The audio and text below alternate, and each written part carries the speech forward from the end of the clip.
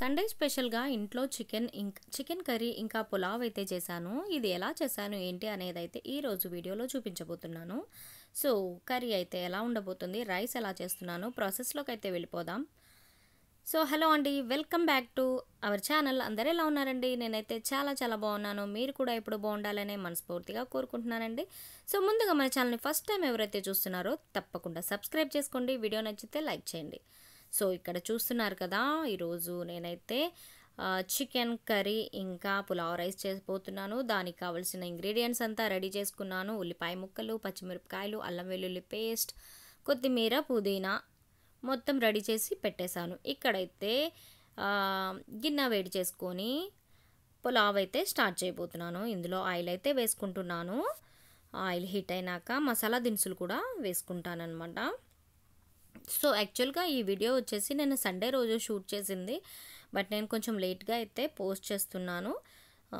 5 days back video అనమాట. So, oil heat అయినాక నేను ఇక్కడ బిర్యానీ మసాలా ఇంగ్రీడియంట్స్ ఉంటాయి కదా! దాల్చిన చెక్క, లవంగాలు, యాలక్కులు, షాజీరా, బిర్యానీ ఆకు ఇవన్నీ అయితే వేసేసుకుంటున్నాను. ఇవన్నీ వేసుకున్నాక మనం కట్ చేసి పెట్టుకున్న ఉల్లిపాయ ముక్కలు, పచ్చిమిరపకాయలు కూడా ఇప్పుడు యాడ్ చేసేస్తున్నాను. సో, ఇది టోటల్‌గా నా స్టైల్‌లో నేనైతే ఇలా చేస్తాను ఇంట్లో. సో, చాలామంది చాలా డిఫరెంట్ టైప్స్ వెరైటీగా అయితే చేస్తూ ఉంటారు కదా! సో, ఇదైతే నా స్టైల్ అనమాట. ఇప్పుడు వచ్చేసి ఇది బాగా ఫ్రై అయింది కదా! ఫ్రై అయింది కాబట్టి ఇందులో నేను అప్పుడే ఫ్రెష్‌గా కచ్చపచ్చగా దంచుకున్న అల్లం వెల్లుల్లి పేస్ట్ కూడా వేసుకుంటున్నాను. అంతకుముందే వీడియోస్‌లో చాలాసార్లు చెప్పాను. నేనైతే అల్లం వెల్లుల్లి పేస్ట్ ఎప్పటిదప్పుడైతే చిన్న రోట్లో దంచుకొని అయితే వాడతాననమాట. స్టోర్ ఎక్కువ పెట్టుకోను.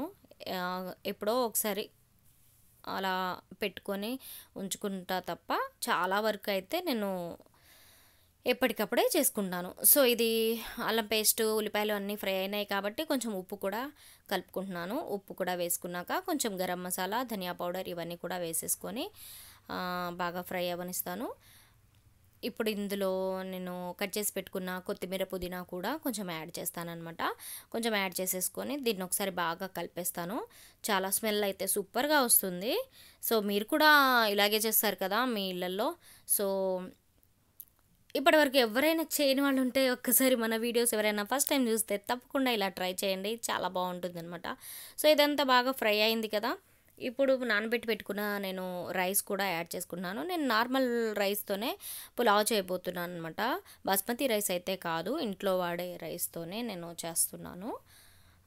సో, ఇప్పుడు రైస్ కూడా వేసుకున్నాక దీన్ని బాగా కలిపేసుకుందాము. ఎందుకంటే ఆల్రెడీ నేను ఉప్పు కూడా యాడ్ చేసేసి ఇందాకే ఆనియన్లోనే. సో, ఇప్పుడు బాగా కలిపేసుకొని ఇందులో సరిపడా వాటర్ వేసేసి దీన్ని ఒకసారి బాగా కలిపేసి ఉడకనిచ్చేయాలి రైస్ అయితే. చాలా బాగా వస్తుంది వాసన అయితే గుమగుమలాడిపోతుంది.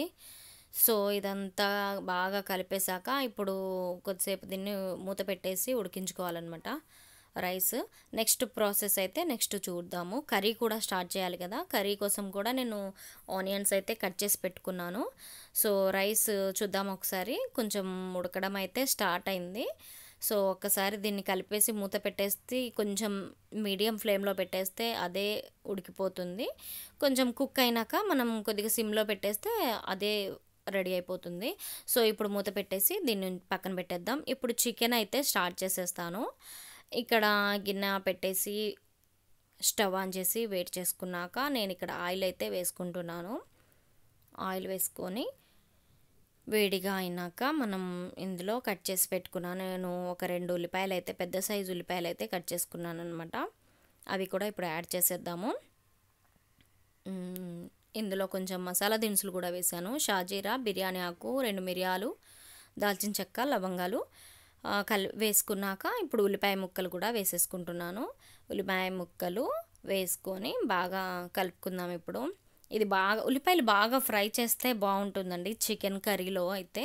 ఎందుకంటే కొంతమంది సరిగా ఫ్రై అవ్వకుండానే చేస్తారు కదా! కాబట్టి ఇందులో ఉల్లిపాయలు బాగా గోల్డెన్ బ్రౌన్ కలర్ వచ్చేదాకా ఫ్రై చేసుకుంటే తర్వాత చికెన్ వేసుకుంటే చాలా బాగుంటుంది. లేదంటే స్వీట్‌గా అనిపిస్తుంది అనమాట, తియ్యగా అనిపిస్తుంది కూర. సో, ఇప్పుడు ఆనియన్స్ అయితే చాలా వరకు ఫ్రై అయిపోయినాయి కాబట్టి ఇప్పుడు నేను కడిగి పెట్టుకున్న చికెన్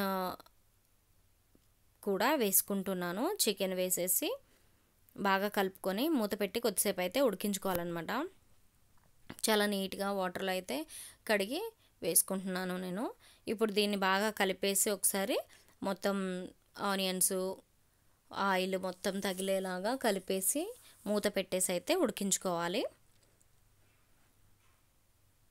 మూత పెట్టేసి ఇప్పుడు ఉడికించాను కదా, ఒకసారి అయితే చూద్దాము. చూసారా మొత్తం బాగా కుక్ అయినట్టయితే కనిపిస్తుంది కదా. నెక్స్ట్ మనం ఒక్కసారి కలుపుకొని నెక్స్ట్ మనం కట్ చేసి పెట్టుకున్న టమాటాలు, నేను ఒక 2 టమాటాలు అయితే కట్ చేసుకున్నాను. అవి కూడా నేను ఇప్పుడు కలిపేసాను. ఇందులో కలిపేసి మనం నెక్స్ట్ ఉప్పు కూడా వేస్తే కొంచెం ఫాస్ట్గా కుక్ అవుతుంది కదా టమాటా అయితే. సో అందుకని నేను కొంచెం ఉప్పు కూడా వేసాను. ఇప్పుడు కొద్దిగా పసుపు కూడా వేసుకొని దీన్ని ఒక్కసారి కలిపి అల్లం పేస్ట్ కొంచెమే వేసాను ఇందాక, అల్లం వెల్లుల్లి పేస్ట్. ఇప్పుడైతే కొద్దిగా వేసుకుంటున్నాను.